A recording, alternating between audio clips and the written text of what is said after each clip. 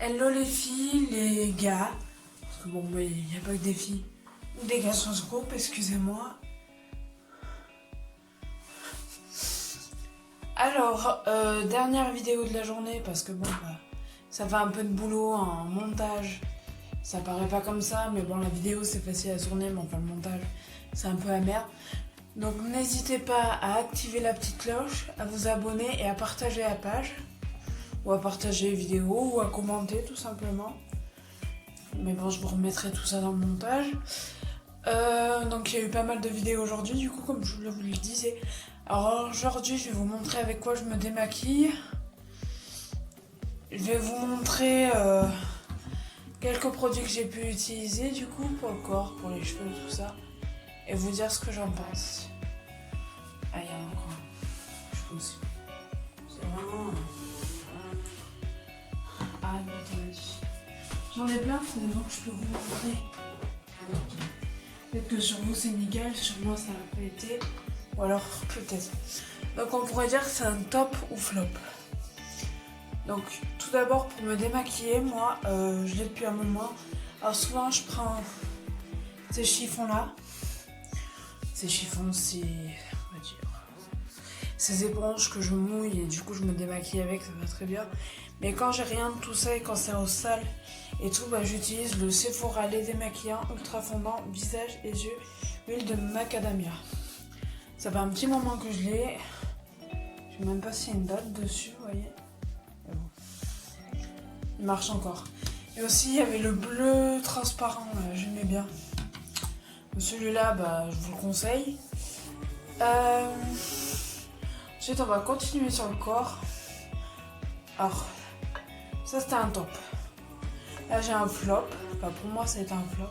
J'avais acheté ça du coup en réduction. C'est un gommage corps litchi groseille. Donc ils sont très bons. Enfin, il y a bien les grains du gommage et tout. Mais le problème c'est que je sais pas si ça vient de là et j'ai pas envie de réessayer parce que j'ai la peau très active. Très réactive.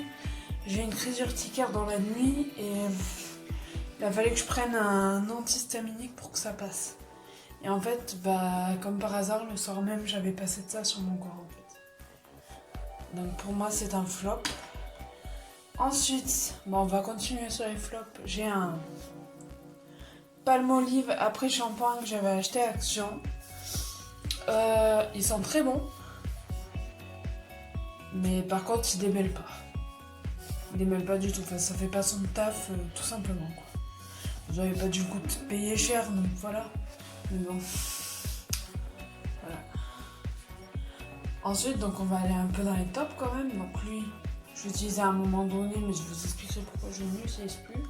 Donc c'est le Garnier Ultra Doux Shampoing Couleur. Je l'avais essayé celui-là, comme pour le LC rouge, tout ça, donc nickel. Nickel. Donc je le conseille, il faut pas en mettre beaucoup, ça fait son job, c'est nickel.